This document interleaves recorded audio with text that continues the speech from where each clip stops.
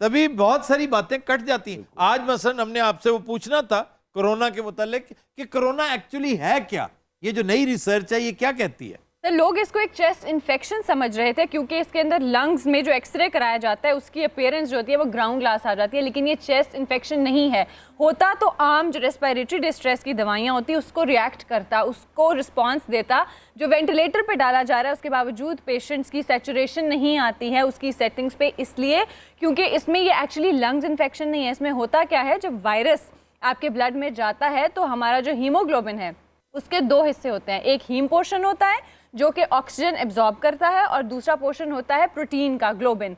तो ये उन दोनों को ब्रेक कर देता है और जो प्रोटीन पोर्शन होता है उसके साथ ये बाइंड करता है। जब वो हीमोग्लोबिन को तोड़ देता है तो उसने चूंकि ऑक्सीजन कैरी करके आपके ऑर्गन्स में लेके जानी है। ठीक ठीक। तो जो हीम है that is actually the iron part. Iron itself उसकी क्वांटिटी इतनी ज्यादा हो जाती है कि it's toxic, it's just like a poison in the body. First thing, free radicals जिसे कहते हैं, फ्री रेडिकल्स रिलीज होते हैं जब वो आपके लंग्स में जाएगा तो उसके अंदर ऑक्सीजन कैरी करने की कैपेसिटी खत्म हो चुकी होती है। सो आपको फिर लंग्स के अगेंस्ट मैक्रोफेजेस आते हैं नॉर्मल, यानी अगर हम पैथोफिजियोलॉजी बात करें तो बहुत लंबी एक स्टडी है। सो इसमें जो नॉर्मल चेस्ट इन्फेक्शन के अंदर हमारे सेल्स देखें, इनको छोड़िए, तो यही वजह है कि सांस का प्रॉब्लम होता है जो कि वेंटिलेटर पे डालने के बावजूद रिकवर नहीं होता और पेशेंट ऐसे हाथों से निकल जाता है।